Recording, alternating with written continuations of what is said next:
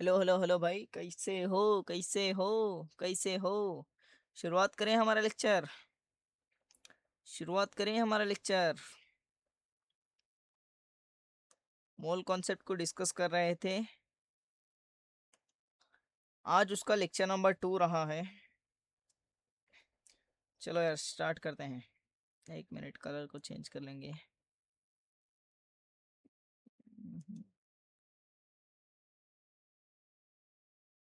Colour को change कर लेंगे। आ जा भाई।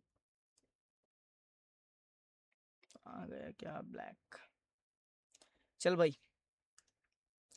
तो आज के लेक्चर में देखना भाई। आज से हमारी एक्चुअल की केमिस्ट्री स्टार्ट होने वाली है, यानी कि ये भी बेसिक बेसिक ही रहेगा। बट थोड़ा सा इसमें हम यहाँ पर मोल कॉन्सेप्ट को भी डिस्कस करने की कोशिश करेंगे भाई। ओके। सबसे पहले देख यार, केमिस्ट्री कहाँ से शुरुआत होती थी? मैटर की स्टडी से। मैटर, स्टार्टिंग में उसी को लिख लेते हैं। मैटर होता क्या है? मैटर। अब इसका क्लासिफिकेशन करेंगे हम लोग। साथ साथ नोट्स बनाता जा भाई। क्लासिफिकेशन करेंगे मैटर का।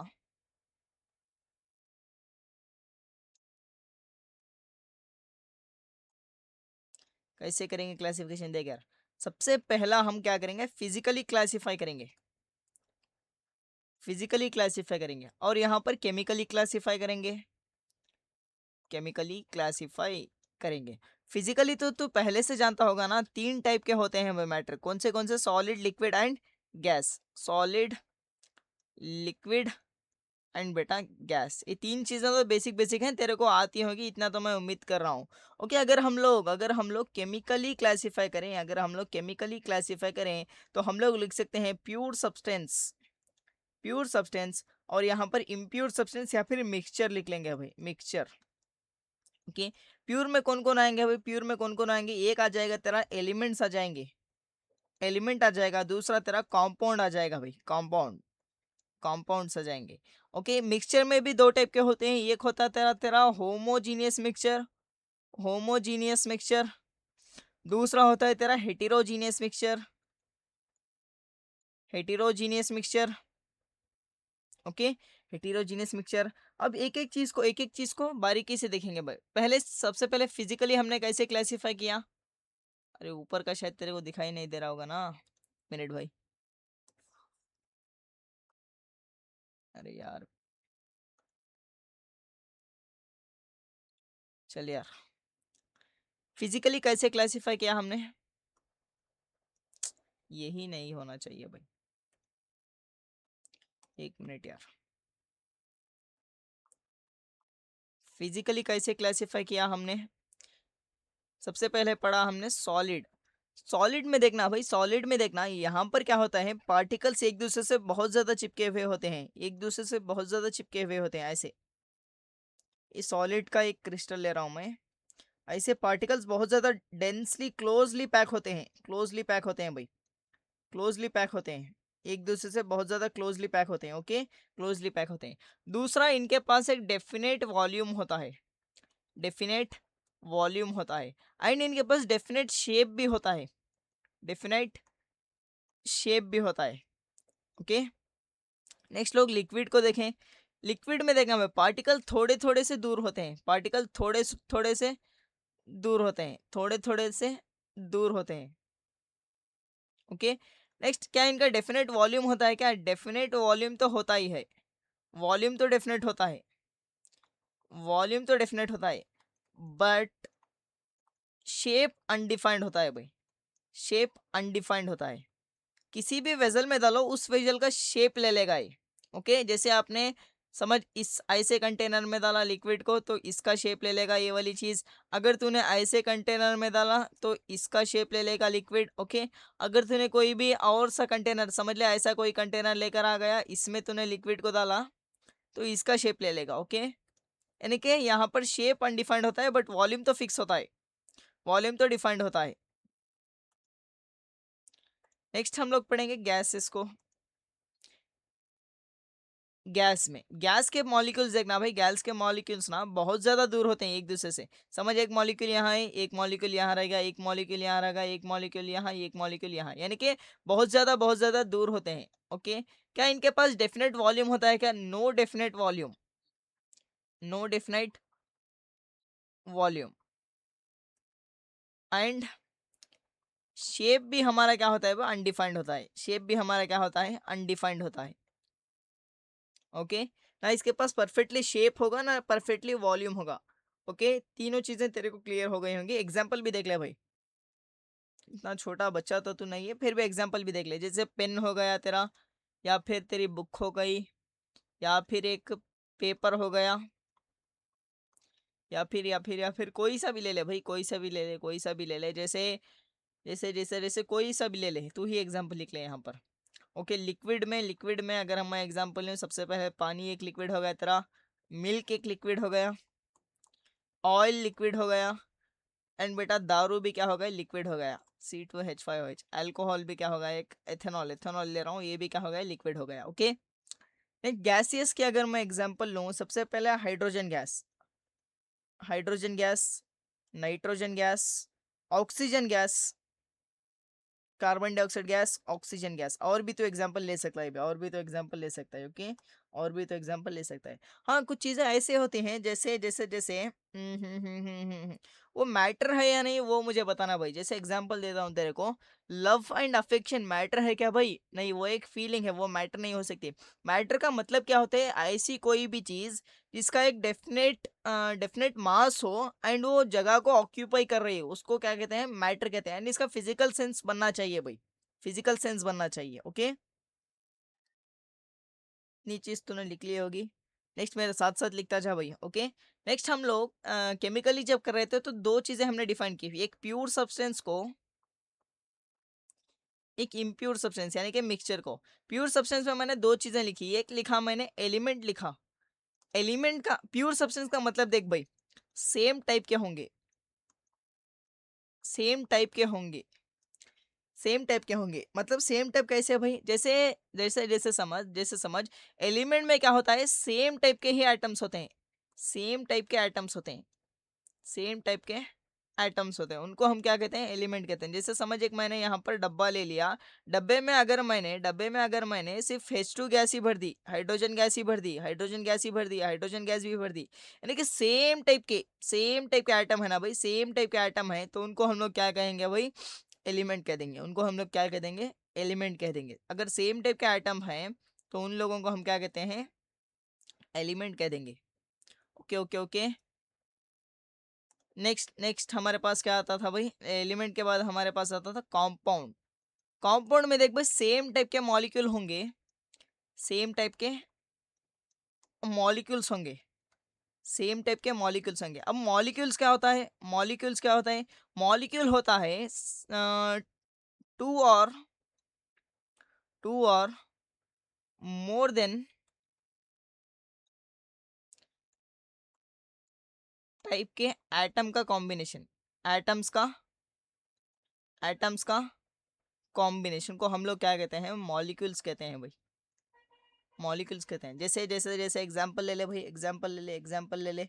जैसे कार्बन डाइऑक्साइड ले लिया मैंने, कार्बन डाइऑक्साइड, इसमें क्या है भाई, कार्बन हमारे पास एक है एटम, एंड दो हमारे पास ऑक्सीजन का एटम है। इनको हम लोग क्या कहेंगे, कंपाउंड कहेंगे भाई, क्या कहेंगे, कंपाउंड कहेंगे। जैसे वाटर ले ले, इसमें भी देखा, तीन मॉलिक्यूल, तीन एटम्स हैं, कौन से, दो हाइड्रोजन के हैं, एक ऑक्सीजन का है। इसको भी हम लोग क्या कहेंगे भाई, इसको भी हम लोग क्या कहेंगे, कंपाउंड कह देंगे। ओके, क्या तेरे को इतनी बात समझ में आई क्या?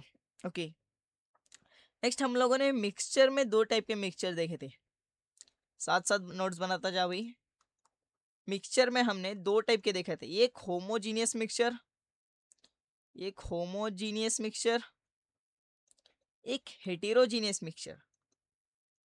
Heterogeneous mixture. सबसे पहले डिफाइन कर लेता हूँ, उसके बाद तेरे को एक्सप्लेन करूंगा। इसमें क्या होता है ना भाई, कंपोनेंट जो होते हैं,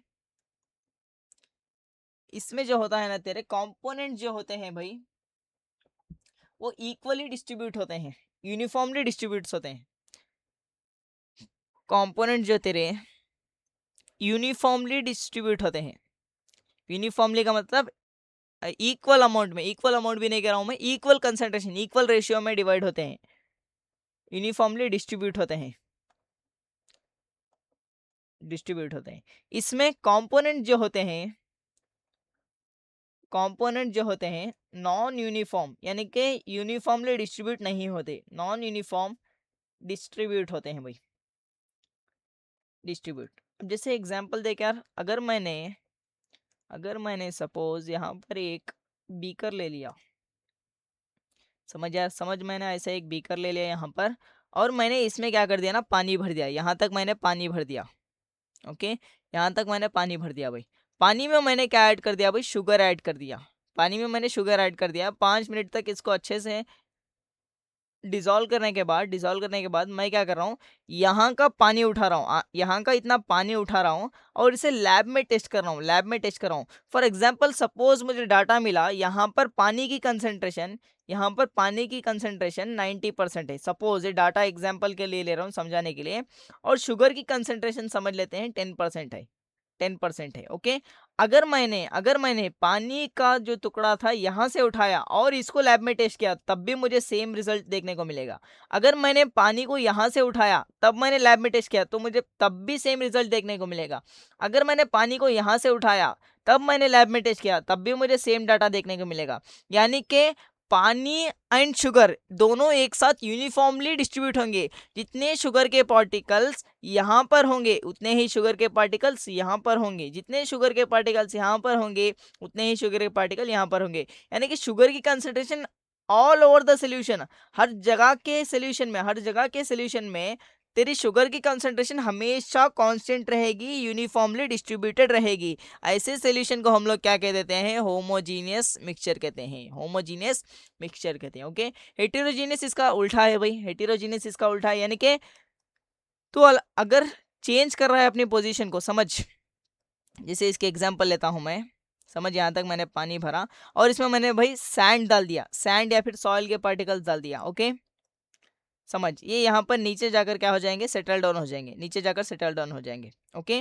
अगर मैंने पानी का यहाँ से इतना पानी उठाया और इसको लैब में टेस्ट किया, तो यहाँ पर पानी मुझे ज़्यादा मिलेगा, सैंड ऑलमोस्ट ज़ीरो मिलेगी, अगर मैंने यहाँ से पानी को उठाया और लैब में टेस्ट किया, तो पानी मुझे बहुत कम मिलेगा, सैंड मुझे बहुत ज़्यादा मिलेगा।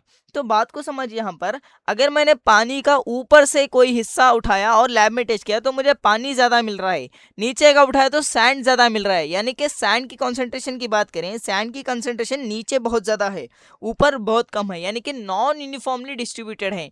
वही होमोजीनियस मिक्सचर में क्या होता था, हर जगह पर सेम इक्वल अमाउंट में डिस्ट्रीब्यूट हो रहा होता था, बट यहाँ पर हेटेरोजीनियस मिक्सचर में ऐसा डिस्ट्रीब्यूट होता है, ओके। जैसे जैसे दूसरा एग्जांपल में मुझे अच्छा याद आ रहा है भाई, जैसे देख, मैंने क्या ले लिया, बीकर ले लिया, सपोज इसमें मैंने पानी डाल दिया भाई, सपोज इसमें मैंने इतना पानी डाल दिया, ओके। यहाँ पर हमारे पास वाटर है भाई, ओके, वाटर है। अगर मैंने इसके ऊपर ऑयल की लेयर डाल दी, ऑयल डाल दिया, क्या डाल दिया भाई, ऑयल डाल दिया, क्या तो एक चीज देख सकता है क्या, अगर मैंने सोल्यूशन का यहाँ का पार्ट उठाऊंगा तो मुझे ऑयल ही ऑयल मिलेगा, अगर मैंने सोल्यूशन का यहाँ का पार्ट उठाया तो मुझे पानी ही पानी मिलेगा, अगर मैंने सोल्यूशन का इतना पार्ट उठाया तो मुझे ऑयल भी मिलेगा एंड वाटर भी मिलेगा। यानी कि ऑयल वाटर में इक्वली डिस्ट्रीब्यूटेड नहीं है, तेरे को बात समझ में आई क्या, ओके। नेक्स्ट हम लोग चलते हैं, हाँ, ये एक चीज मुझे याद आ रही है भाई, चल यार उसको यहीं पर लिख लेते हैं, ओके। हेडिंग डाल, सब मल्टीपल्स एंड मल्टीपल्स।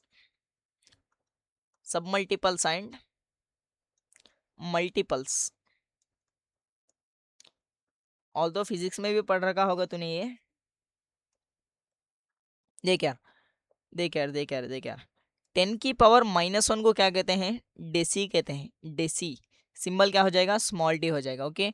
10⁻⁻2 को क्या कहते हैं, सेंटी, जैसे तूने नाम सुना होगा ना सेंटीमीटर, वैसे ही इसका सिंबल स्मॉल सी हो जाएगा। 10⁻³ को क्या कहते हैं, मिली कहते हैं, मिली, जैसे तूने सुन रखा होगा ना मिलीलीटर, मिलीमीटर, वैसा ये होगा। नेक्स्ट 10⁻6 को क्या कहते हैं भाई, माइक्रो कहते हैं, माइक्रो, सिंबल देकर म्यू हो जाएगा, म्यू, ऐसा म्यू, ओके। नेक्स्ट अगर मैं 10⁻⁻9 को लिखूं तो क्या लिखेगा भाई, 10⁻⁹ को नैनो लिख देगा, nano symbol small N. Okay, 10⁻10⁻⁻10 को क्या कहेगा भाई, एंगस्ट्रॉम कह देगा। ओके, सिंबल ऐसा है, ए के ऊपर ऐसा छोटा सा एक ऐसा सिंबल भाई। ओके, हो गया क्या? ओके, नेक्स्ट 10⁻12 को 10⁻−12 को आ जा भाई,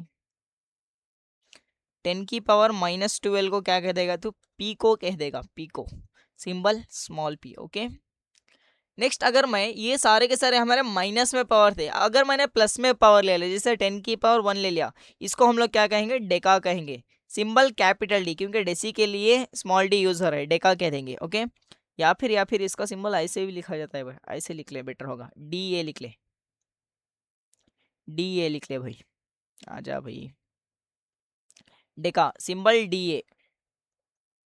ओके, सिंबल डी ए। उसके बाद 10⁻2 को क्या कहेंगे भाई, 10⁻2 को 10⁻2 को याद है क्या तेरे को, हेक्टो कहेंगे भाई, जैसे हेक्टोमीटर तूने नाम सुन रखा होगा, hecto small H. Okay, small H. हाँ, 10⁻3 तो तूने सुन रखा होगा ना, 10⁻3 को कहते हैं किलो, किलो जैसे किलोग्राम, किलोमीटर। ओके, इसको कैपिटल कैसे डिनोट करते हैं भाई। ओके, 10⁻6 को 10⁻6 को कहते हैं, 10⁻6 को कहते हैं mega, mega symbol capital M, क्योंकि मिली के लिए स्मॉल एम यूज हो रहा है, इसके लिए कैपिटल एम यूज कर देंगे। और 10⁻+9 को क्या कहते हैं, 10⁻+9 को गीगा कहते हैं भाई, गीगा, गीगा जैसे तूने गीगाबाइट सुन रखा होगा ना, जीबी, अपने फोन या फिर लैपटॉप वगैरह में। ओके, इतने इतनी चीजें इनफ है भाई, इतनी चीजें इनफ है कि तेरे को इतनी बात समझ में आएगा, ये कहीं ना कहीं हम लोग यूज करते हुए चलेंगे अपने न्यूमेरिकल सॉल्विंग में। ओके, कहीं ना कहीं आ जाएंगे भाई बीच में ये वाली चीजें। ओके, अब देख यार, एक्चुअल में मोल कॉन्सेप्ट यहाँ से शुरुआत कर रहे हैं हम लोग, मोल कॉन्सेप्ट की एक्चुअल में शुरुआत यहाँ से हो रही है। देख भाई, हेडिंग डाल, रिलेटिव एटॉमिक मास, रिलेटिव एटॉमिक मास, इसे हम लोग प्यार से राम भी कह देते हैं, इसे हम लोग प्यार से राम भी कह देते हैं। ओके, रिलेटिव एटॉमिक मास होता क्या है, देख यार, जैसे मैं तेरे से एक सवाल पूछूं, समझ यहाँ पर एक बंदा है, ये 5 मीटर पर सेकेंड की वेलोसिटी से दौड़ रहा है, और यहाँ पर एक बंदा है, ये 7 मीटर पर सेकेंड की वेलोसिटी से दौड़ रहा है भाई, 7 मीटर पर सेकेंड की वेलोसिटी से दौड़ रहा है। ओके, ये समझ, इसका नाम सपोज ए दे देते हैं, इसका नाम सपोज बी दे देते हैं। अब मुझे ए की वेलोसिटी बता, तू क्या कहेगा, 5 मीटर पर सेकेंड। अगर मैं तुझसे बी की वेलोसिटी पूछूं, तू कहेगा 7 मीटर पर सेकेंड। ओके सर जी, अगर मैंने बी की वेलोसिटी विथ रेस्पेक्ट टू ए पूछी, तू क्या कहेगा भाई, बी जो है ए से 2 मीटर पर सेकेंड तेज दौड़ रहा है, 2 मीटर पर सेकेंड तेज दौड़ रहा है। ओके, अगर मैंने ए की velocity with respect to B पूछ दी, तू क्या कहेगा भाई, तू क्या कहेगा, ए जो है ना 2 मीटर पर सेकेंड स्लो चल रहा है बी से। यानी कि अगर मैंने तेरे सिंगल सिंगल पूछा तो तूने इजीली जवाब दे दिया, अगर मैंने रिलेटिव पूछा, रिलेटिव का मतलब होता है एक क्वांटिटी को डिफाइन करना दूसरे के रेस्पेक्ट में, एक क्वांटिटी को डिफाइन करना दूसरे के रेस्पेक्ट में, इसका नाम होता है रिलेटिव। वैसे ही हम लोग, ये तो फिजिक्स का मैंने तेरे को थोड़ा सा यहाँ पर समझा दिया है, अगर मैं यहाँ पर अप्लाई करूँ, यानी कि एटॉमिक मास काढूं, एटॉमिक मास देख भाई,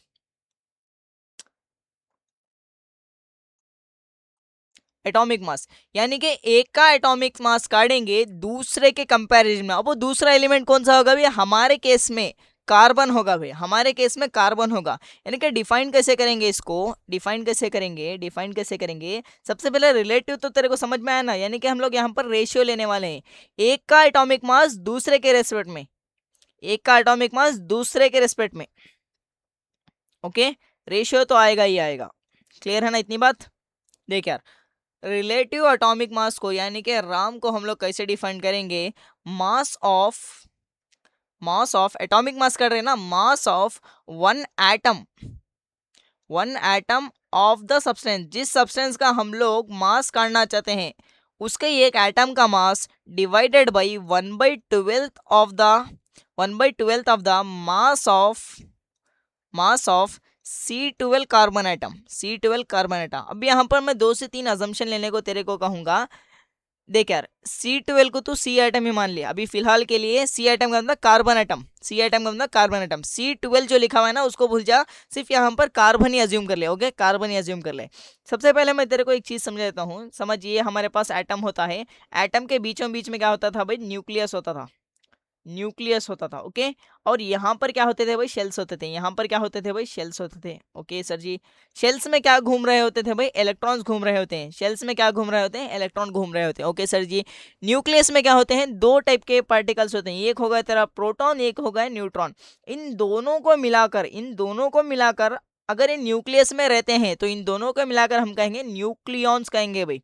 क्या कहेंगे, न्यूक्लियन कहेंगे। अगर मैं तेरे से पूछूं क्या प्रोटॉन हमारा न्यूक्लियन है, तू कहेगा हाँ सर जी। अगर मैं तेरे से पूछूं क्या न्यूट्रॉन हमारे पास न्यूक्लियन है, तू कहेगा हाँ सर जी। अगर मैं पूछूं क्या इलेक्ट्रॉन न्यूक्लियन है क्या, तू कहेगा नहीं सर जी, वो तो न्यूक्लियस के बाहर है, इसलिए हम उसे न्यूक्लियन नहीं कहेंगे।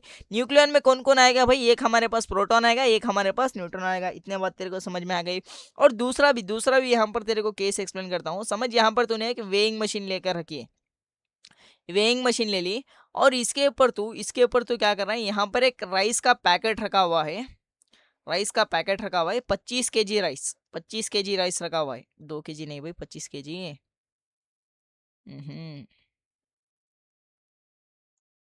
25 kg राइस।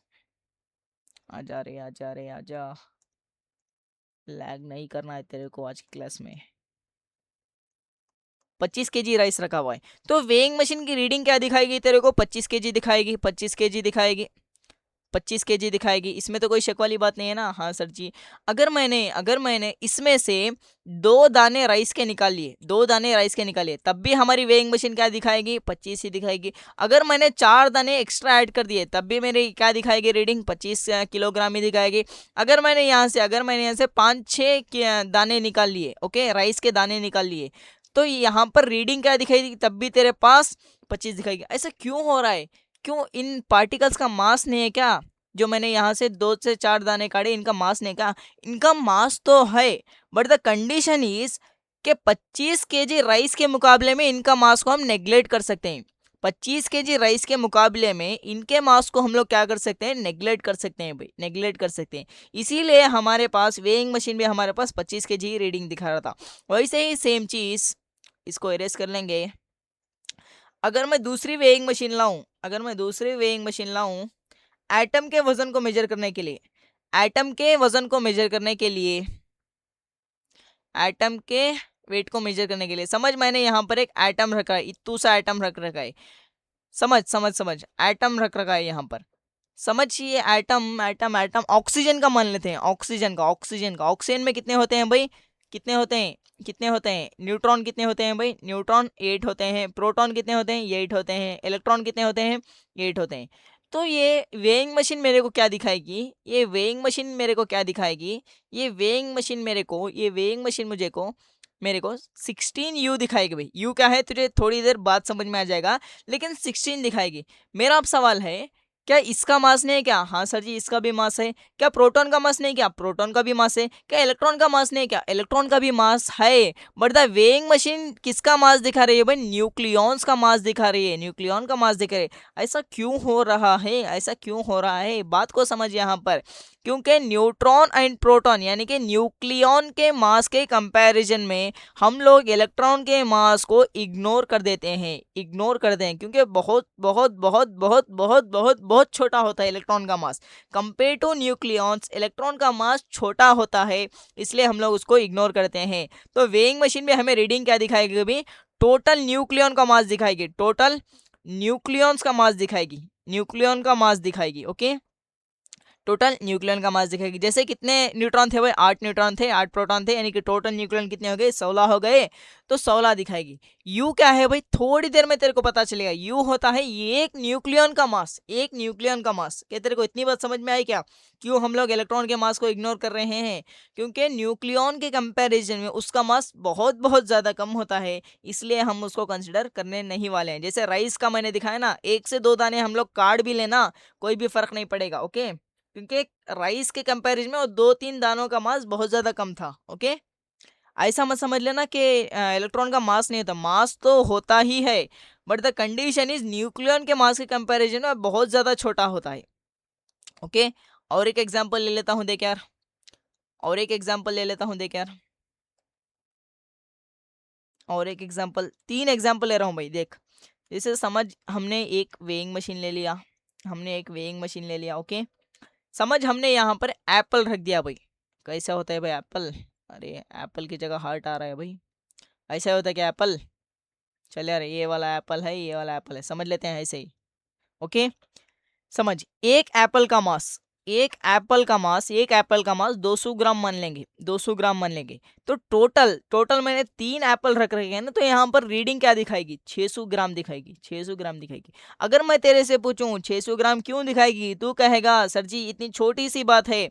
हम लोग क्या देखेंगे, एक एप्पल का मास, एक एप्पल का मास इनटू में नंबर ऑफ एप्पल, एक एप्पल का मास इनटू में नंबर ऑफ एप्पल करेंगे, एक एप्पल का मास इनटू में नंबर ऑफ एप्पल करेंगे। यानी कि तेरे को क्या चीज पता चल रही है, अगर हमें किसी भी टोटल मास काटना है तो हम एक ऑब्जेक्ट का मास काटेंगे, इनटू में नंबर ऑफ ऑब्जेक्ट कर देंगे, तो हमें टोटल मास मिल जाएगा, तो हमें टोटल मास मिल जाएगा, ओके भाई।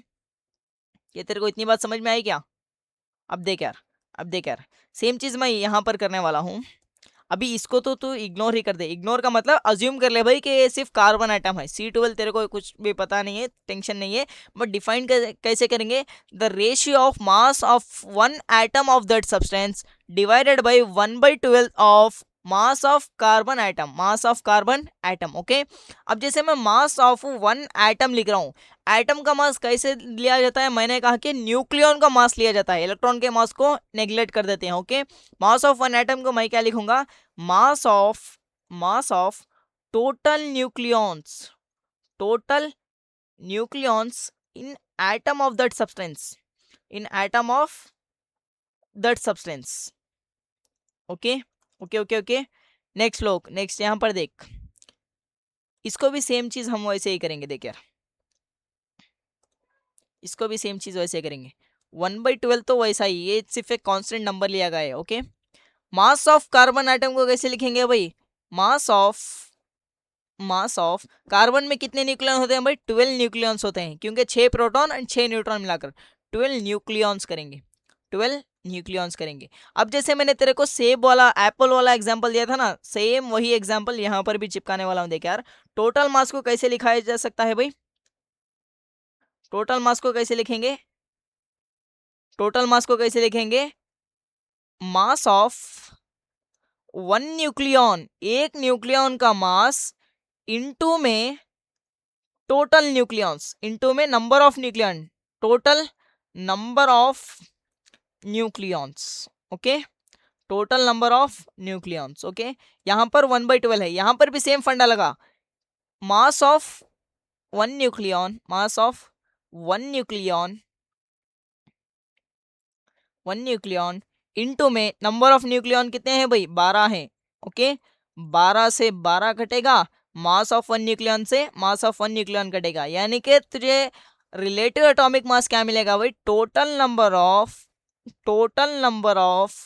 Nucleon, total number of nucleon ही देखने हैं तेरे को। अगर तेरे को रिलेटिव एटॉमिक मास काटना है तो क्या करेगा भाई, रिलेटिव एटॉमिक मास काटना है तो टोटल नंबर ऑफ न्यूक्लियन को गिनकर लिख देगा भाई, टोटल नंबर ऑफ न्यूक्लियन को गिनकर लिख देगा। जैसे एग्जांपल ले लेते हैं, एग्जांपल ले लेते हैं, जैसे जैसे जैसे को तेरे को फाइंड राम को तेरे को फाइंड करना है भाई, यानी कि रिलेटिव एटॉमिक मास को फाइंड करना है, कैसे करेगा, जैसे मैं हाइड्रोजन ले लूंगा, एक मिनट भाई, सब टेबल ही बना लेते हैं, एक चीज टेबल बनाएंगे, बहुत मजा करेंगे।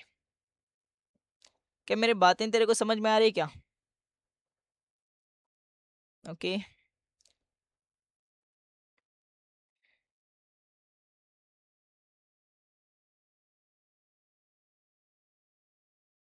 देख यार, जैसे सबसे पहला एग्जांपल ले लेंगे हाइड्रोजन। हाइड्रोजन में कितने प्रोटॉन होते हैं, कितने न्यूट्रॉन होते हैं और कितने न्यूक्लियॉन होते हैं लिखना भाई। यानी कि रिलेटिव एटॉमिक मास का मतलब ही क्या है भाई, रिलेटिव एटॉमिक मास का मतलब होता है न्यूक्लियॉन्स को काउंट करके लिखना है तेरे को। हाइड्रोजन में एक प्रोटॉन होता है, 0 न्यूट्रॉन होते हैं, यानी कि एक न्यूक्लियॉन तेरे पास मिल जाएगा।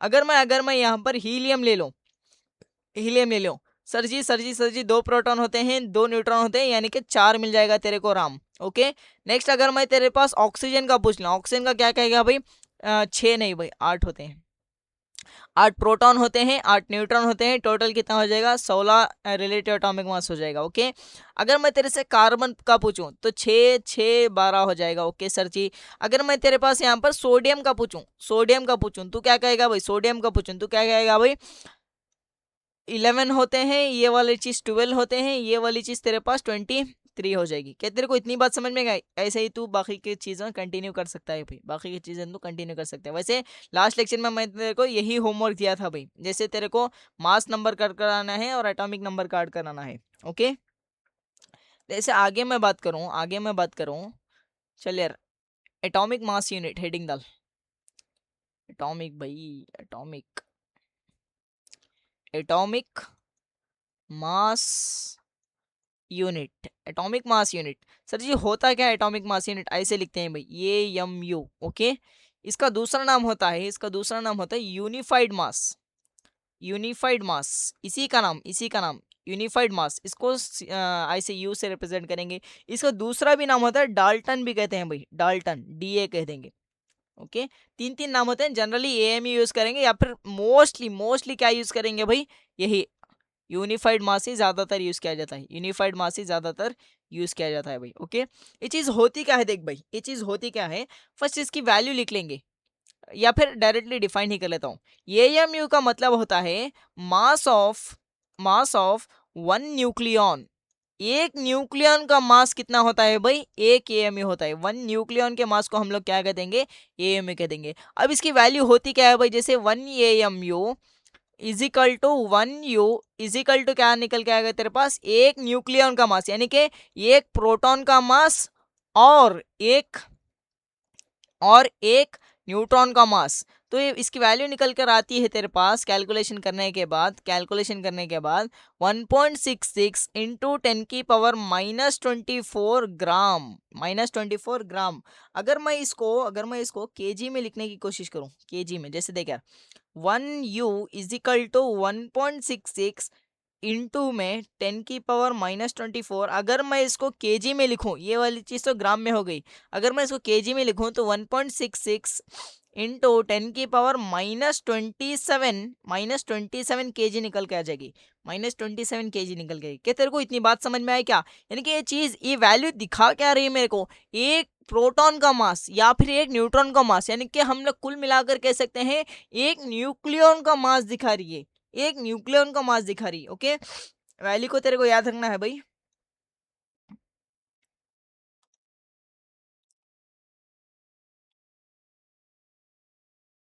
रिलेटिव एटॉमिक मास एक जस्ट एक नंबर दिखा रहे थे हम, कितने न्यूक्लियॉन्स हैं करके।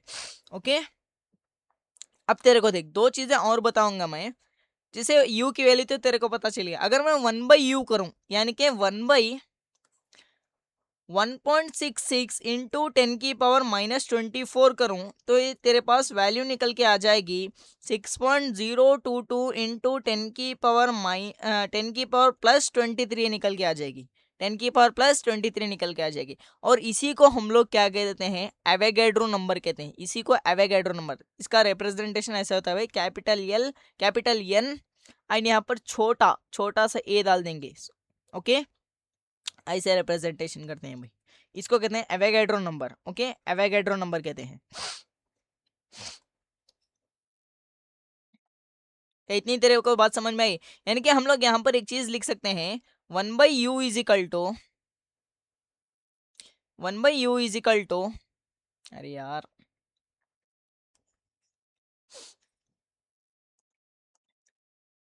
1/u is equal to,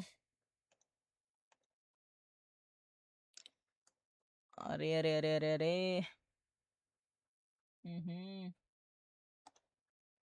cancel कहाँ से करें भाई,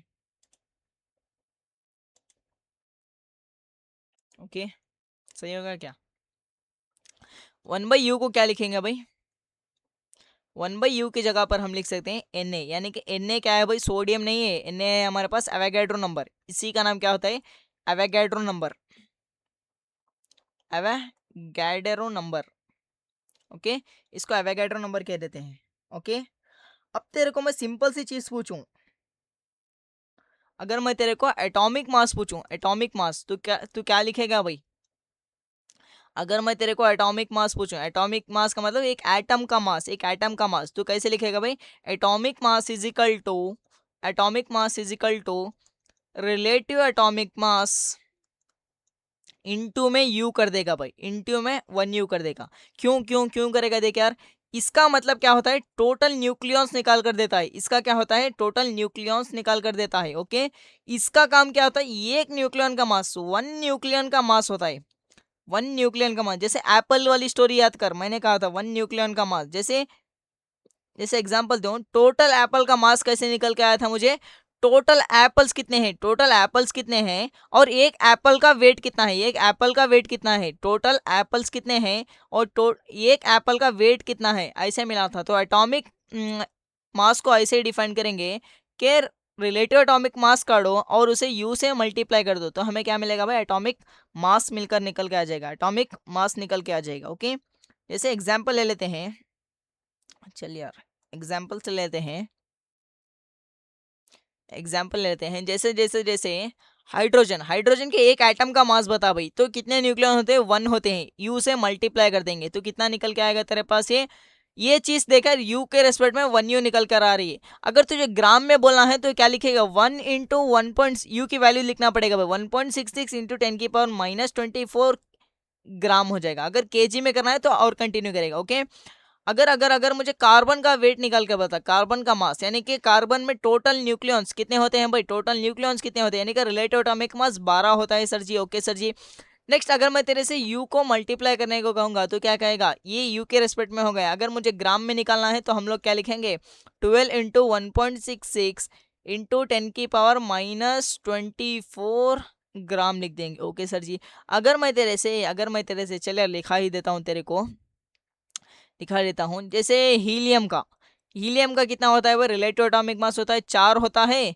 यू लिख देंगे तो ये कितना निकल कर आ जाएगा तेरे पास? 4 इंटू में 1.66 इंटू 10⁻24 ग्राम लिख देगा। ओके सर जी। अगर मैं तेरे से लिथियम का पूछूं तो कितना होता है भाई? रिलेटिव एटॉमिक मास निकल के आता है 7u निकल के आता है। तो इसको कैलकुलेट कर ले, 7 इंटू 1.66 ग्राम हो जाएगा। हाँ, हमारा यू क्या है? यहाँ पर एक न्यूक्लियॉन का मास है और यहाँ पर 7u क्या है? हमारे पास पूरे लिथियम एटम का मास है, पूरे लिथियम एटम का मास है।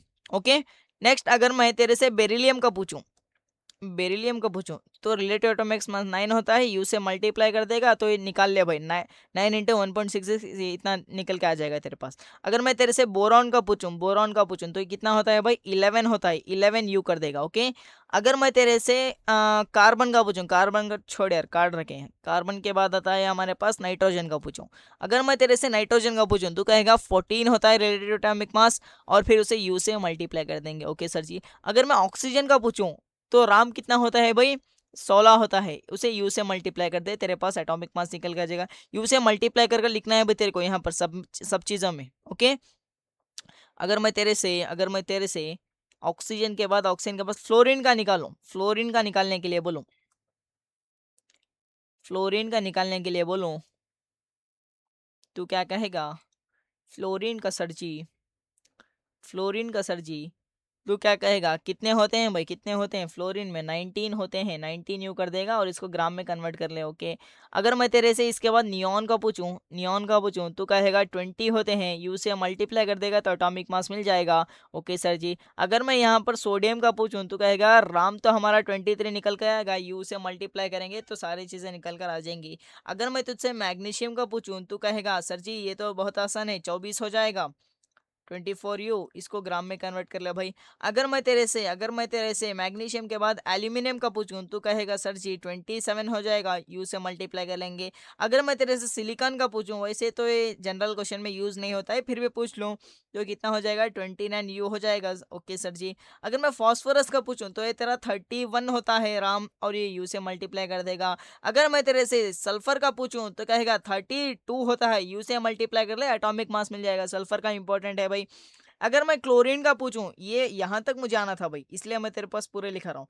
अगर मैं क्लोरीन का पूछूं तो कहेगा एटॉमिक मास इसका 35.5 U हो जाएगा। अरे सर जी, ये क्या देखने को मिल रहा है भाई, अरे ये क्या देखने को मिल रहा है। यहाँ पर हमें पॉइंट में कैसे मिलेगा, नंबर ऑफ न्यूक्लियन तो नंबर है ना भाई, रिलेटेड एटॉमिक मास तो नंबर है, नंबर कैसे पॉइंट में मिलेगा भाई, टोटल नंबर कैसे पॉइंट में मिलेगा। तो यहाँ पर तेरे को एवरेज लेना पड़ता है। आगे आज ही के क्लास में हम वो चीज़ डिस्कस करेंगे। ओके, आज ही की क्लास में वो चीज़ हम डिस्कस करेंगे। ओके, जैसे बोरॉन का भी वैसा होता है, या इसका भी होता है, एंड आयरन का भी वैसा होता है, उसमें हम लोग एवरेज लेते हैं भाई। नेक्स्ट तेरे को आएगा वो average atomic mass. Okay, next तेरे पास क्लोरीन के बाद क्या आएगा भाई, आर्गन आएगा। आर्गन का तो खुद से लिख लिया भाई, कितना आ जाएगा भाई, 20 + 20 40 आ जाएगा भाई। 40U निकल कर आ जाएगा, इसको ग्राम में कन्वर्ट कर ले। ओके, इसको भी तो ग्राम में कन्वर्ट कर सकता है। 35.5 इंटू में 1.66 इंटू 10⁻24 ग्राम, -24 ग्राम। ओके भाई, ओके भाई।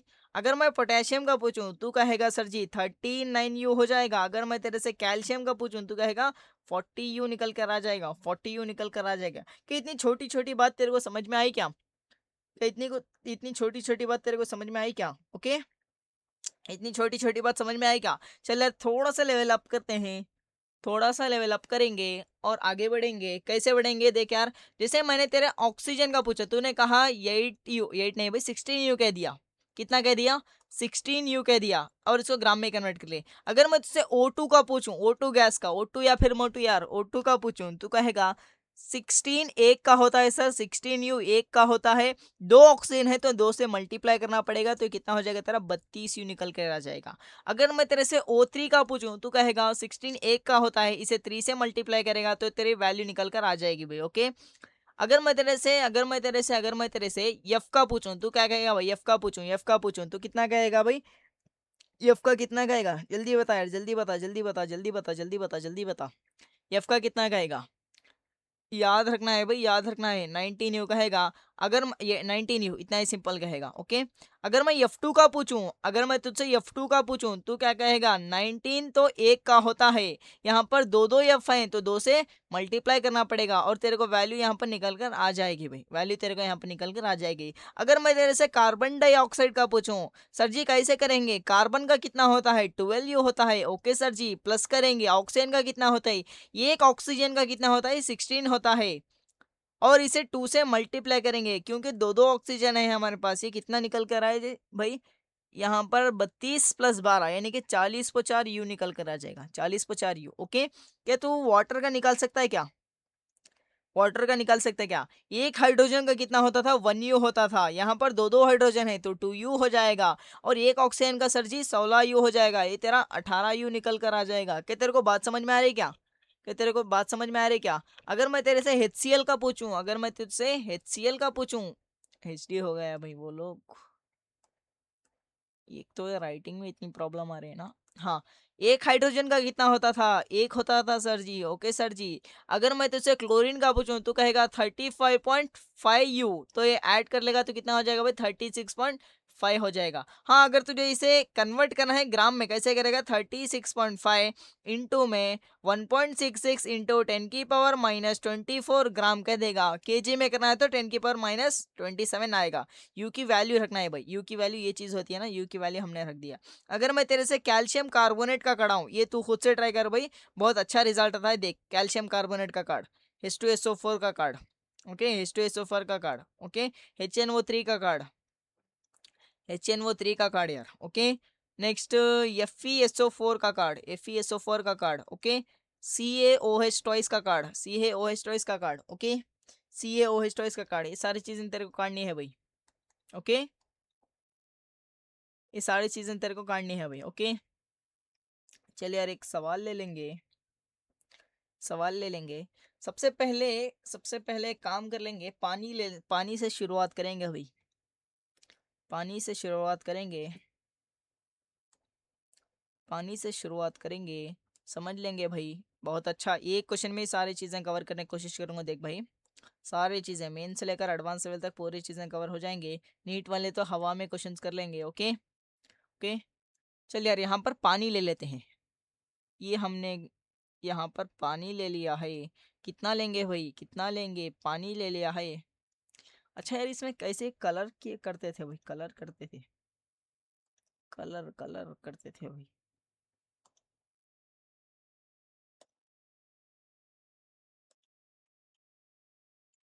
अच्छा यार,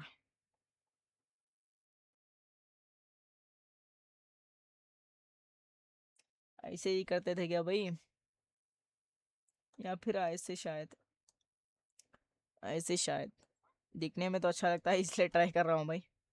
चल यार, इसमें तो टाइम वेस्ट हो जाएगा। ओके, अगर हमने सपोज यहाँ पर पानी ले लिया है, सर जी कितना पानी लिया है, सर जी कितना पानी लिया है, समझ लेंगे समझ लेंगे। हमने इसको वेइंग मशीन पर रख कर देखा तो वेइंग मशीन की रीडिंग हमें दिखाई। हाँ, यहाँ पर ये जो बीकर का मास एक्सक्लूड कर कर बोल रहा हूँ, हमें पानी का वेट मिला यहाँ पर 180 ग्राम मिल गया। कितना मिल गया, 180 ग्राम हमने पानी ले लिया है भाई। ओके, बीकर के मास को एक्सक्लूड कर कर।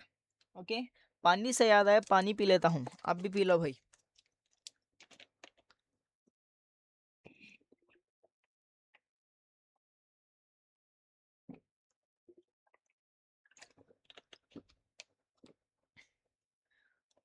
Okay okay okay okay okay. एक सवाल में ये पूरा देख ले भाई, पूरा देख ले। सबसे पहले मैं एक तेरे से एक छोटा सा सवाल पूछता हूँ। जैसे फर्स्ट सवाल, नंबर ऑफ नंबर ऑफ पानी के मॉलिक्यूल्स काट कर दिखा। नंबर ऑफ पानी के मॉलिक्यूल्स काट कर दिखा। मॉलिक्यूल्स काट कर दिखा। मॉलिक्यूल्स काट कर दिखा। तो कैसे कहेगा, कैसे कहेगा। अरे भाई अरे भाई अरे भाई, ये तो गिरने लगा है। यहाँ पर कुछ कुछ होता है भाई, आपके पास कुछ कुछ होता है, यहाँ बहुत कुछ होता है। ओके, पानी के मॉलिक्यूल्स काटेगा, कैसे काटेगा, कैसे काटेगा। जैसे मैं तेरे से सेम वही एप्पल का कंडीशन ले लूं। टोटल मास तेरे को दे दूं मैं 600 ग्राम, और एक एप्पल का मास कितना होता है भाई, 200 ग्राम, 200 ग्राम। तो नंबर ऑफ एप्पल कैसे काटेगा, दोनों को डिवाइड मार देगा तो कहेगा 3 एप्पल्स हैं भाई, 3 एप्पल्स हैं। सेम तरीके से यहाँ पर भी वैसे ही करेगा। मिट जा यार, फिर से लैग कर गया। अरे अरे अरे, ओके मिट गया क्या। चल यार, नंबर ऑफ पानी के मॉलिक्यूल्स कैसे काटेगा। पहले टोटल वेट कितना दे रखा है, 180 ग्राम दे रखा है, 180 ग्राम दे रखा है। और एक पानी के मॉलिक्यूल का वेट कितना होता है, 18 यू होता है। तो देख यार, देख यार, यू को पहले ग्राम में कन्वर्ट करेंगे। कैसे करेंगे, यू की वैल्यू रख दे यार, यू की वैल्यू रख दे। कितना होता है, 18 इंटू 1.66 इंटू 10 की पावर -24 ग्राम हो जाएगा। ओके, -24 ग्राम हो जाएगा। ग्राम से ग्राम कटेगा, और यहाँ पर 18 से कितने में जाएगा, 10 जाएगा। तो यहाँ पर तेरे पास एक वैल्यू निकल के आ रही है, 10 divided by 10 divided by 10 divided by. क्या ये चीज़ तेरे पास यू लिखी हुई है क्या, कि तेरे पास ये यू लिखी हुई है क्या, यानी कि 1.66 इंटू 10 की पावर -24 लिखा हुआ है। अगर हम लोग 1/u को क्या लिख सकते हैं भाई, एन ए लिख सकते हैं ना, यानी कि ऐसे चीज एन ए 6.022 इंटू 10 की पावर प्लस का 23 बन जाएगा। कैलकुलेट कर, इसकी जगह पर हम लोग इसकी जगह पर हम लोग एवोगैड्रो एन ए लिख सकते हैं भाई।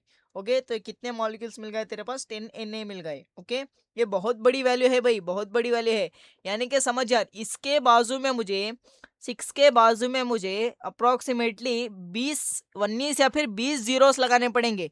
20 डिजिट्स आएंगे भाई 6 के बाद। ओके, तो तेरे को वैल्यू सोच पा रहा है क्या तू, वैल्यू सोच पा रहा है क्या। यानी कि मैं सिंपल कहूँ, तेरे पास 6 को ले ले और उसके बाजू में 20 जीरोस लगा ले, उतनी ज्यादा मॉलिक्यूल्स हैं, उतने ज्यादा मॉलिक्यूल्स हैं भाई। 10 एन तेरे पास निकल कर आ गया है। ओके, ये नंबर ऑफ मॉलिक्यूल्स हैं भाई, ये नंबर ऑफ पानी के मॉलिक्यूल्स हैं। अगर मैं तेरे से इसी में एटम्स पूछूं, मजे की बात तो एटम्स में है ना भाई, ये तो तूने मॉलिक्यूल काट लिया। अगर मैं तेरे से नंबर ऑफ अगर मैं तेरे से नंबर ऑफ टोटल एटम्स पूछूं, टोटल एटम्स पूछूं कितने एटम होते हैं भाई, तेरे को सिंपल चीज देख यार, सिंपल चीज देख यार। समझ, ₹5 का एक चॉकलेट है और तेरे को 2 चॉकलेट लेने हैं, तो क्या करेगा भाई? 2 से मल्टीप्लाई कर देगा। 3 लेने हैं तो 3 से मल्टीप्लाई कर देगा। 4 लेने हैं तो 4 से मल्टीप्लाई कर देगा। सेम चीज़ हमारे पास कितने मॉलिक्यूल हैं भाई? कितने मॉलिक्यूल हैं भाई? 10 Na मॉलिक्यूल्स हैं भाई। ओके, एक एक मॉलिक्यूल में कितने एटम हैं भाई? 2 हाइड्रोजन का है, 1 ऑक्सीजन का, यानी कि टोटल 3 एटम्स हैं भाई। तो 3 से मल्टीप्लाई कर देगा, तो 3 से मल्टीप्लाई कर दे, कितना आ जाएगा तेरे पास? से 30 Na मिल जाएगा। 30 Na मिल जाएगा। अगर तेरे को वैसा क्वेश्चन आ रहा है जैसे एमसीक्यू में क्वेश्चन आ रहा है, तो तेरे को फुल्ली सॉल्व करना पड़ेगा भाई। जैसे Na की वैल्यू 6.022 इंटू 10 की पावर 23 डाल और मल्टीप्लाई कर ले, काट ले। ओके, क्या यहाँ तक तेरे को समझ में आएगा? टोटल नंबर ऑफ एटम कैसे काटना है, मॉलिक्यूल्स कितने हैं इनटू एक मॉलिक्यूल में कितने एटम है, मल्टीप्लाई कर दे, तेरे को नंबर ऑफ टोटल एटम्स मिल जाएंगे। नंबर ऑफ टोटल एटम्स मिल जाएंगे। नंबर ऑफ टोटल एटम मिल जाएंगे भाई। नंबर ऑफ टोटल एटम मिल जाएंगे। ओके, क्या तेरे को इतनी बात क्लियर है क्या? अगर मैं तेरे से तीसरा सवाल देख भाई, लेवल को ऊपर कर रहा हूँ, लेवल को ऊपर कर रहा हूँ। तीसरा सवाल मैं तेरे पास क्या पूछने वाला हूँ, नंबर ऑफ, एक मिनट भाई, लिखते जाओ साथ में। नंबर ऑफ टोटल इलेक्ट्रॉन्स पूछूं, टोटल इलेक्ट्रॉन्स पूछूं, ये वाला हुआ ना अच्छा सवाल। सर जी, एक मॉलिक्यूल में, एक पानी के मॉलिक्यूल में कितने इलेक्ट्रॉन्स हैं? देख यार, यहाँ पर 2 इलेक्ट्रॉन, यानी कि एक हाइड्रोजन में 1 इलेक्ट्रॉन, और यहाँ पर टोटली 2 हो जाएंगे, 2 हाइड्रोजन के 2 इलेक्ट्रॉन, और ऑक्सीजन के कितने हो गए भाई? 8 इलेक्ट्रॉन हो गए, 8 इलेक्ट्रॉन हो गए। नंबर ऑफ एटम्स, या फिर ऐसे ले ले, ये कितने मॉलिक्यूल है हमारे? 10 Na मॉलिक्यूल्स हैं। ओके, 10 Na मॉलिक्यूल्स हैं, और एक मॉलिक्यूल में टोटल इलेक्ट्रॉन कितने हैं भाई? 10 इलेक्ट्रॉन है, 10 इलेक्ट्रॉन है। तो तेरे पास कितने इलेक्ट्रॉन्स मिल गए यहाँ पर? 100 Na इलेक्ट्रॉन्स मिल गए, 100 Na इलेक्ट्रॉन्स मिल गए। ओके सर जी, अगर मैं तेरे से प्रोटॉन पूछूं, अगर मैं तेरे से प्रोटॉन पूछूं, कहीं गलती तो नहीं करना भाई हम लोग? हम्म, ये ही इलेक्ट्रॉन्स होते हैं, और यहाँ पर 2 कितने हो गए? 10 हो गए। ओके, अगर मैं तेरे से प्रोटॉन्स पूछूं, अगर मैं तेरे से प्रोटॉन्स पूछूं, तो एक पानी के मॉलिक्यूल में प्रोटॉन देख भाई कितने होते हैं? हाइड्रोजन में 1 प्रोटॉन होता है, तो 2 हाइड्रोजन में 2 प्रोटॉन हो जाएंगे, और यहाँ से 8 प्रोटॉन हो जाएंगे। टोटल कितने आ जाएगा? सेम चीज तेरे पास निकल के आ जाएगी, सेम चीज तेरे पास निकल के आ जाएगी। अगर मैं टोटल नंबर ऑफ इलेक्ट्रॉन की जगह प्रोटॉन पूछेगा, तब भी तेरा रिजल्ट सेम रहेगा भाई। अरे अरे अरे अरे, ऐसे नहीं करना होता है। चल यार, लिख ही लेते हैं, ये क्यों मुसीबत करें, इतना लैग कर रहा है तो। चल यार, नेक्स्ट पेज में लिखे क्या? आ जा यार। नेक्स्ट, चौथी चीज मैं तेरे से क्या पूछ रहा था? अभी फिर से लैग करेगा क्या? अरे भाई, एक मिनट यार, एक मिनट, हाँ।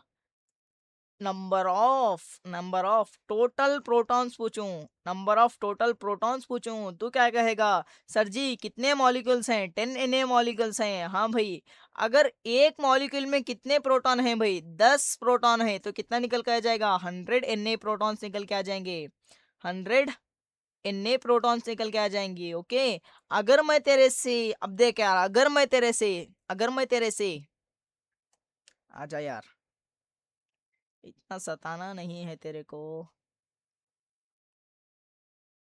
हम्म, एक मिनट भाई, लैग कर रहा है,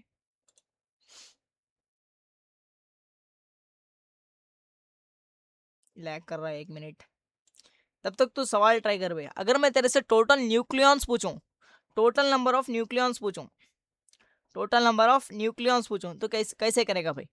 टोटल नंबर ऑफ न्यूक्लियॉन्स पूछ रहा हूँ मैं तेरे को, पांचवा सवाल है ना, उसी में टोटल नंबर ऑफ न्यूक्लियॉन्स बता, टोटल नंबर ऑफ न्यूक्लियॉन्स बता भाई, टोटल नंबर ऑफ न्यूक्लियॉन्स बता। तू क्या कहेगा? तू क्या कहेगा भाई? हाइट, इसमें देख लेते हैं, पानी में यहाँ पर कितने न्यूक्लियॉन्स हैं भाई? यहाँ पर एक एटम में एक ही न्यूक्लियन है, क्योंकि न्यूट्रॉन तो जीरो होता है ना यहाँ पर, तो एक ही न्यूक्लियन है। और यहाँ पर इंटू 2 करेंगे, 2 हाइड्रोजन है ना, और यहाँ पर कितने हैं भाई? 8 हैं। सही कह रहा हूँ ना? नहीं नहीं, न्यूक्लियॉन्स है ना भाई, तो कितने? 16 हो जाएंगे ना, 8 + 8, 8 प्रोटॉन एंड 8 न्यूट्रॉन। ओके, कितने हो जाएंगे? 16 हो जाएंगे। तो इन दोनों को कैलकुलेट करेगा तो 18 न्यूक्लियॉन्स निकल कर रहे हैं। यानी कि एक मॉलिक्यूल में कितने निकल कर रहे हैं? 18 निकल कर रहे हैं। और नंबर ऑफ मॉलिक्यूल्स कितने थे भाई हमारे पास? 10 Na थे, 10 Na थे, इनटू में एक मॉलिक्यूल्स में कितने हैं भाई 18 न्यूक्लियॉन्स है, तो मल्टीप्लाई करेगा कितना आएगा भाई 180 Na निकल कर आ जाएगा, 180 Na निकल कर आ जाएगा। क्या तेरे को इतनी बात समझ में आई क्या? क्या तेरे को इतनी बात समझ में आई क्या? अगर मैं तेरे से छठवां सवाल देख भाई, अगर मैं तेरे से total number of valence electron काट कर बता, वैलेंस इलेक्ट्रॉन काट कर बता, ये हुआ ना भाई अच्छा सवाल। वैलेंस इलेक्ट्रॉन काट कर बता, कैसे करेगा सर जी? देख यार, सबसे पहले तो तेरे को टोटल नंबर ऑफ मॉलिक्यूल्स कितने हैं भाई 10 Na है, ओके। और यहाँ पर तेरे को एक पानी के मॉलिक्यूल में कितने वैलेंस इलेक्ट्रॉन काटना पड़ेगा? हाइड्रोजन में तो एक ही वैलेंस इलेक्ट्रॉन होता है, दो हाइड्रोजन है तो दो वैलेंस इलेक्ट्रॉन यहाँ से निकल कर आ जाएंगे। ऑक्सीजन में वैलेंस इलेक्ट्रॉन कैसे लिखेगा भाई? ऑक्सीजन का, हाइड्रोजन का तो सिर्फ 1 होता है, ओके। ऑक्सीजन का तेरे पास यहाँ पर 2,6 हो जाएगा, यानी कि तेरे पास टोटल वैलेंस इलेक्ट्रॉन कितने हैं भाई 7 वैलेंस इलेक्ट्रॉन है। एक मॉलिक्यूल में 7 valence electron, total number of molecules 10 Na, तो कर लेगा तो कितना आ जाएगा 70 Na निकल कर आ जाएगा, 70 Na निकल कर आ जाएगा। अगर मैं तेरे से यहाँ पर दूसरा सवाल पूछूं, डिफरेंस बिटवीन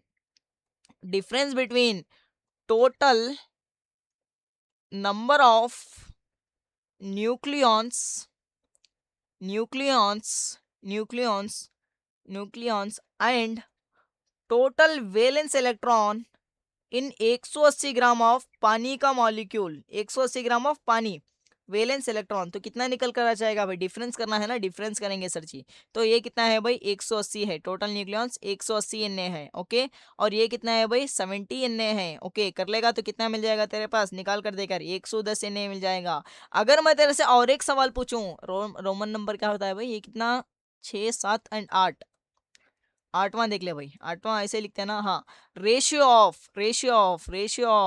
ऑफ अगर मैं तेरे से पूछूं टोटल न्यूक्लियॉन्स का ratio, total nucleons in 180 gram of water, 180 gram of water divided by total valence electron पूछूं, टोटल वैलेंस इलेक्ट्रॉन पूछूं, valence electron in 180 gram of water पूछूं, लिख भाई, लिखते जा यार। इन 180 ग्राम ऑफ वाटर पूछूं यार, कितना लैग, तो कितना है भाई, ये कितना है भाई, टोटल न्यूक्लियॉन्स कितने हैं भाई 180 Na है, ओके।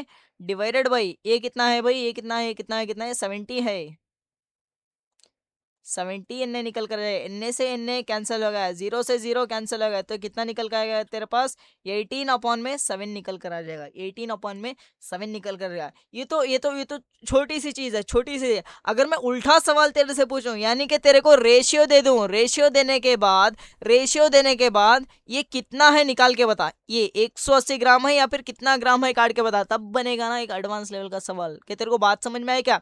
अगर मैं रेशियो दे के तेरे पास कितना वेट लिया था पूछूं, तब बनेगा तगड़ा लेवल का सवाल, ओके, तब बनेगा तगड़ा लेवल का सवाल।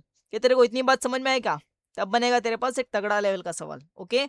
अगर मैं तेरे से या फिर ये डिफरेंस देकर तेरे से पूछूं, तब बनेगा एक तगड़ा लेवल का सवाल, ओके। ये तेरे को इतनी चीजें समझ में आ रही क्या? यानी कि एक ही सैंपल लेकर मैं पूरी चीज काटते जा रहा हूँ, एक ही सैंपल लेकर मैं पूरी चीज काटता जा रहा हूँ। और एक बात, अगर तेरे से कोई भी तेरे दोस्त वगैरह कोई भी होंगे ना, या फिर तेरे अपने स्कूल में ही देख ले, ये चीज सारे लोग कैलकुलेट कर सकते हैं, इसमें कोई बड़ी बात नहीं है।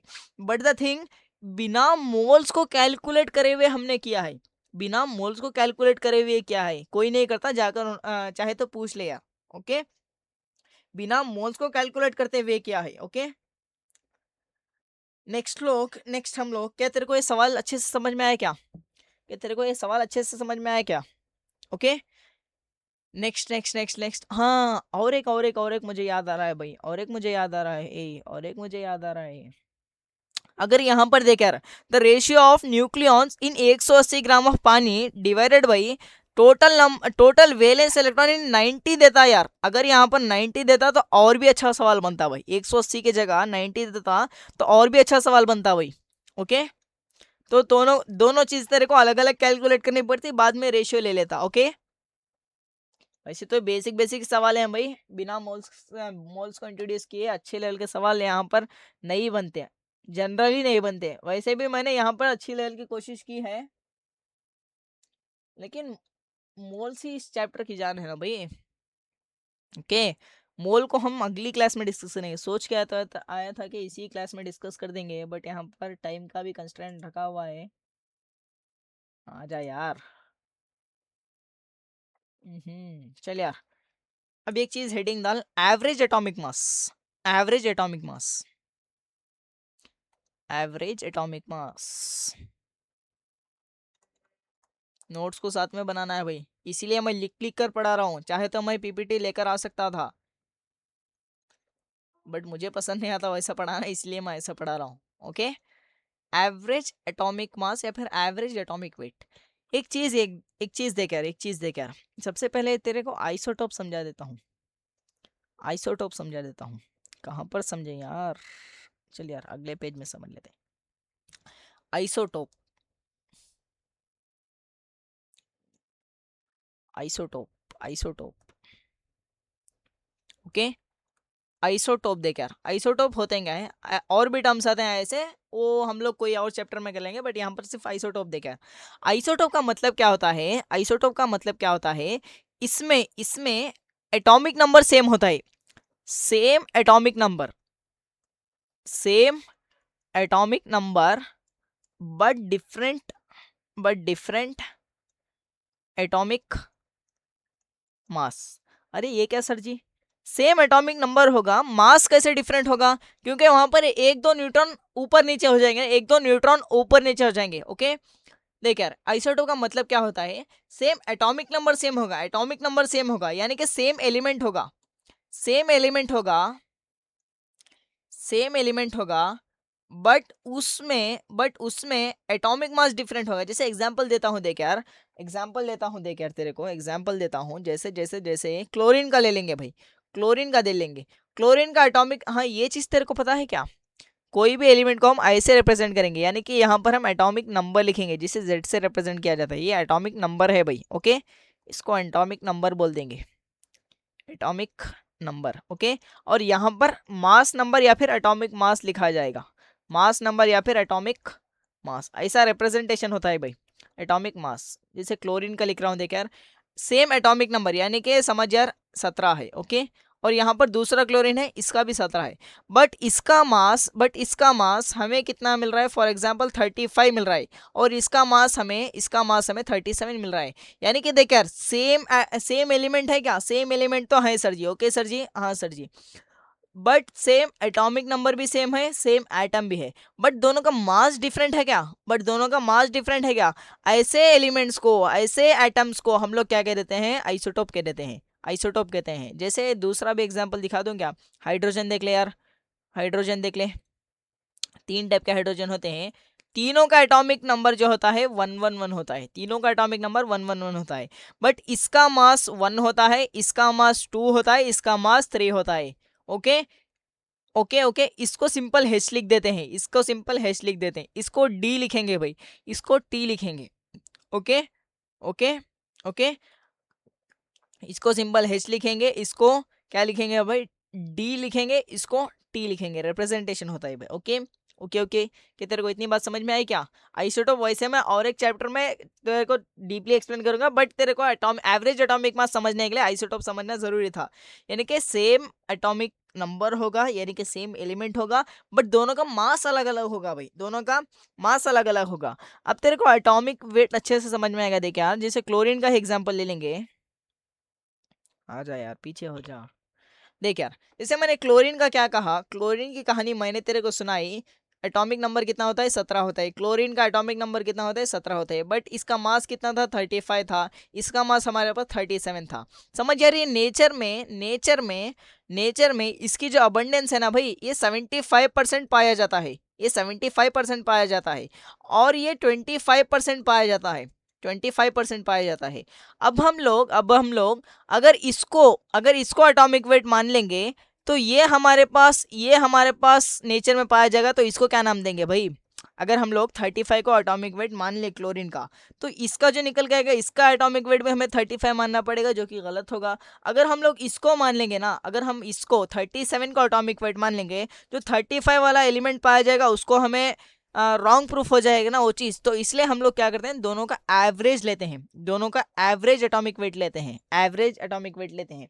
कैसे लेंगे भाई, देख यार सिंपल सी चीज़ है, कैसे लेंगे, कैसे लेंगे देख यार, average atomic weight is equal to, या फिर एवरेज एटॉमिक मास लिख ले भाई, वेट या फिर मास कोई भी लिख ले, ओके।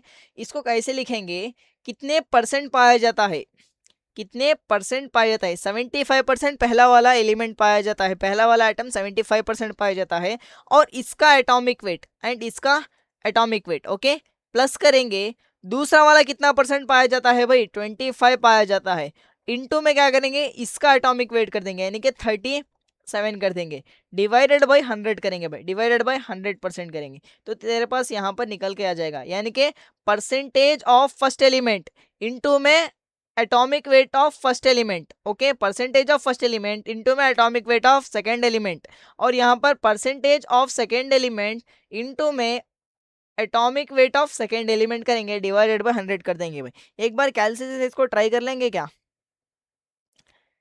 कैलसी, कैलसी कहाँ दिख रहा है क्या यार तेरे को कहीं पर, कहीं पर दिख रहा है क्या, डिसिप्लिन टूल मैथमेटिक्स, हाँ दिख गया, दिख गया, दिख गया, मैथमेटिक्स, एक बार कैलसी में करके दिखाना चाहता हूँ तेरे को, ओके, आ जा यार, कितना आ रहेगा भाई, कितना आएगा भाई, अरे यार 75 इंटू में, इतना लैग कर रहा है, हटा यार इसको, अरे दो दो बार आ रहा है क्या, अब बहुत ज़्यादा लैग करेगा भाई, 75 इंटू में क्या है भाई, इंटू में, इंटू में, इंटू इंटू इंटू इंटू कहाँ है भाई, इंटू इसमें, एक तो ये नए नए चीज़ें हैं ना, 35 प्लस करेंगे इसको, प्लस करेंगे इसको, अरे अरे अरे हाँ प्लस हो गया क्या, प्लस करेंगे इसको, 25 इंटू में 37, डिवाइड कर लेंगे इसको, डिवाइड कर लेंगे इसको, डिवाइड यही है क्या, डिवाइड कर लेंगे इसको 100 से, 100 से डिवाइड कर लेंगे, तो तेरा कितना निकल के आएगा भाई, 35.5। याद कर, तेरे को मैंने क्लोरीन का लिखाते समय क्या कहा था तेरे को, एवरेज आएगा, तो मैंने वहां पर सितारे भी लगाए थे, क्यों लगाए थे भाई, इसीलिए, इसीलिए लगाए थे। अगर समझ यार 3 एलिमेंट्स आ रहे हैं, अगर समझ यार 3 एलिमेंट्स आ रहे हैं, समझ ये हमारे पास A B C 3 आइसोटोप्स हैं, तो हम क्या करेंगे भाई, इसका परसेंटेज इंटू इसका एटॉमिक वेट, इसका परसेंटेज इंटू में इसका एटॉमिक वेट, इसका परसेंटेज इंटू में इसका एटॉमिक वेट, तीनों को जोड़ लेंगे, डिवाइडेड बाय क्या कर लेंगे भाई, 100 कर लेंगे, ओके, तीनों को जोड़ लेंगे, क्या कर लेंगे भाई, डिवाइडेड बाय 100। अगर 4 आते तब भी क्या करता, परसेंटेज इंटू एटॉमिक वेट पहले वाले का, दूसरे वाले का परसेंटेज इंटू एटॉमिक वेट, दूसरे वाले का परसेंटेज इंटू एटॉमिक वेट, तीसरे वाले का परसेंटेज इंटू एटॉमिक वेट, चौथे वाले का, चारों को जोड़ेगा, डिवाइडेड बाय 100 कर लेगा, तो तेरे को एवरेज एटॉमिक वेट निकल के आ जाएगा, तो तेरे को एवरेज एटॉमिक वेट निकल के आ जाएगा। कि तेरे को इतनी बात समझ में आई क्या, मिट जा भाई, ओके, ओके ओके ओके, अब समझ, बात समझ में है कि एवरेज एटॉमिक वेट की जरूरत क्यों पड़ी है हमें, ओके, क्योंकि दो दो एटॉमिक वेट आ रहे थे, तीन तीन एटॉमिक वेट आ रहे थे, किसको सही लें वो हमें पता नहीं चला, तो हमने क्या कर लिया, उन तीनों का एवरेज ले लिया, ओके। ये क्या है भाई, परसेंटेज ऑफ अबंडेंस है, परसेंटेज ऑफ अबंडेंस, यानी कि नेचर में कितना पाया जाता है, ओके, ये भी क्या है भाई, परसेंटेज ऑफ अबंडेंस है, किसका, दूसरे वाले एटम का, okay, of second, of second isotope, of second isotope, okay. ये किस कैसा है भाई, ये of first isotope, first isotope. क्या तेरे को इतनी बात समझ में आई क्या, और एक क्वेश्चन दिखाऊंगा तेरे को, और एक क्वेश्चन करेगा क्या, चला इसी के ऊपर और एक क्वेश्चन कर लेंगे, जैसे बोरॉन का मैंने तेरे को बताया, जैसे बोरॉन का मैंने बताया, बोरॉन जो है ना भाई, बोरॉन जो है ना, बोरॉन जो है ना, एक इसका एटॉमिक वेट होता है, एक इसका एटॉमिक वेट होता है 10 होता है, दूसरा जो बोरॉन होता है भाई उसका एटॉमिक वेट 11 होता है, उसका एटॉमिक वेट 11 होता है, और ये नेचर में, और ये नेचर में, एक मिनट भाई, ये नेचर में 80% पाया जाता है, ये नेचर में, अरे अरे अरे उल्टा लिख रहा हूँ क्या, एक मिनट भाई, एक मिनट, एक मिनट याद कर लेने दे यार, 10 वाला जो है, हाँ शायद ये वाला, एक बार कंफर्म आइडिया नहीं है बट समझ लेंगे ये वाला 80% पाया जाता है, सपोज ये वाला हमारे पास 20% पाया जाता है। बोरॉन का फर्स्ट आइसोटोप हमारे पास उसका एटॉमिक वेट 10 होता है और वो 20% पाया जाता है, और दूसरा आइसोटोप हमारे पास इसका एटॉमिक वेट 11 होता है और ये कितना पाया जाता है भाई, 80% पाया जाता है। अगर मैं तेरे से एवरेज एटॉमिक वेट पूछूं, पहले वाले का परसेंटेज इनटू में उसका एटॉमिक वेट प्लस दूसरे वाले का एटॉमिक वेट इनटू में उसका परसेंटेज कितना हो जाएगा भाई, डिवाइडेड बाय क्या कर लेगा, 100 कर लेगा। निकाल कर देख यार, जो वैल्यू आएगी लिख ले यार। ओके, शायद 10.8 आता है, जहां तक मुझे याद है शायद 10.8 आता है। कर देख ले यार। ओके, कर लेंगे क्या, 200 हो जाएगा। ये वाली चीज 880 divided by 100। Okay, divided by 100, यानी कि ये वाली चीज तेरे पास 0 0 उड़ाएंगे। चल यार 1000, सही कह रहा हूँ ना, पॉइंट शिफ्ट कर लेंगे तो कितना आ जाएगा, 10.8 आ जाएगा भाई, 10.8 आ जाएगा एटॉमिक वेट। ओके, और एक अच्छी बात बताऊं क्या, जिसका भी परसेंटेज ऑफ अबंडेंस ज्यादा होता है ना, उसी के नियरेस्ट वैल्यू में आएगा, उसी के नियरेस्ट वैल्यू में आएगा। ओके, जैसे यहाँ पर इसका देख यार, एटॉमिक वेट कितना है, 11 है, परसेंटेज अबंडेंस ज्यादा है तो उसी के नियरेस्ट में आएगा। ओके, एंड इन दोनों के बीच में आता है, जैसे 10 और 11 के बीच में आएगा। एवरेज का मतलब ही होता है ना, दोनों के बीच में ही आएगा। Okay, but the thing percentage abundance जिसका ज्यादा होगा उसकी तरफ ज्यादा आएगा। ओके, उसकी तरफ ज्यादा आएगा। नेक्स्ट हम लोग यहाँ पर डीपीपी को कर लेंगे, डीपीपी को डिस्कस कर लेंगे। 1 मिनट देख भाई, ये तेरे पास 1 मिनट,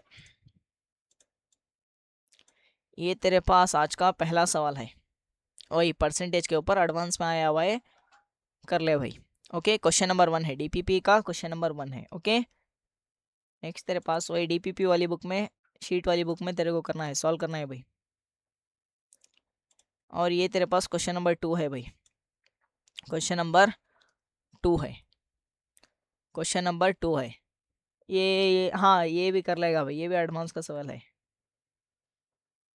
ओके, और ये तेरे पास क्वेश्चन नंबर 3 है। ओके, यहाँ तक तेरे पास क्वेश्चन नंबर 3 हो गया, और ये क्वेश्चन नंबर 4 है भाई। ओके, क्वेश्चन नंबर 4 है, और ये क्वेश्चन नंबर 5 है। ओके, क्वेश्चन नंबर 5 है। ओके, 5 क्वेश्चन हो गए।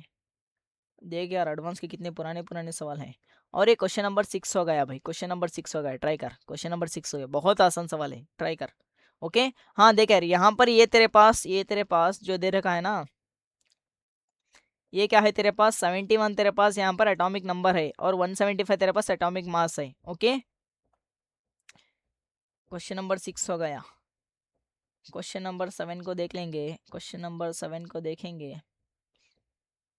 ये भी बहुत आसान सवाल है, देख यार, क्वेश्चन नंबर 6, क्वेश्चन नंबर कितना हो गया भाई, 6 पहले हुआ था ना, 6 हो गया था क्या, क्वेश्चन नंबर 7, क्वेश्चन नंबर 7 है तेरे पास। ओके, क्वेश्चन नंबर 7 को ट्राई कर। हाँ भाई, 7 क्वेश्चन दे रखे हैं डीपीपी में, जो कि ऑलमोस्ट पीवाई किसी हैं, हम लोग डिस्कस नहीं करेंगे, तो खुद से सॉल्व करेगा भाई। Okay okay okay okay okay, ये तेरे को बात समझ में आई क्या। पहले हम लोगों ने मैटर के छोटे छोटे चीज़ें पढ़े, उसके बाद सॉलिड लिक्विड गैस, उसके बाद हमने एलिमेंट कंपाउंड को पढ़ा, उसके बाद हमने होमोजीनियस हेट्रोजीनियस को पढ़ा, उसके बाद हमने यहाँ पर सब मल्टीपल्स मल्टीपल्स, ये तेरे को याद रखना है भाई। और हमने रिलेटिव एटॉमिक मास पढ़ा, यानी कि टोटल नंबर ऑफ न्यूक्लियन होता है, हमने रिलेटिव एटॉमिक मास काढ़ा। उसके बाद EMU को डिफाइन किया, यानी कि एक न्यूक्लियन का मास। और फिर यहाँ पर एटॉमिक मास को लिखा हमने, एटॉमिक मास काट लिया गया यहाँ पर सब एलिमेंट्स का। और भी एलिमेंट्स हैं जैसे जिंक का याद रखना है तेरे को। ऑल्दो जो एडवांस का पेपर होता है उसमें वो ब्रैकेट में गिवन डाटा दे देते हैं भाई, जैसे कि जैसे जिंक का इतना होता है भाई, कैल्शियम का 40 होता है, हाइड्रोजन का 1 होता है, वो बेसिक चीज़ें भी डिफाइन करते हैं भाई, बट मेन से नीट में तेरे को याद रखना पड़ेगा यार। ओके, उसके बाद हमने मॉलिक्यूल्स का वेट काटना सीखा, मॉलिक्यूल्स का वेट काटना, ऐसे मॉलिक्यूल्स का वेट काटना सीखा। ओके, देन हम लोगों ने एक ही क्वेश्चन में पूरे चीज़ें काट लिए भाई, पूरे चीज़ें काट लिए। ओके, उसके बाद हमने एवरेज एटॉमिक वेट पढ़ा। ओके, ये वाली चीज़ थोड़ी मुझे याद नहीं है, एक बार चेक कर लेना भाई, कौन सा परसेंटेज अबंडेंस कितना होता है याद नहीं है, शायद नीट में आया हुआ सवाल है, जहाँ तक मुझे याद है नीट में आया हुआ सवाल है।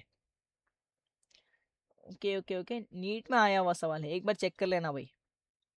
चेक कर लेना भाई। ओके, वैसे तो जैसे हमने डाटा ले रखा है, डाटा के हिसाब से आंसर तो सही आया है, बट मुझे फैक्चुअल डाटा नहीं पता ना।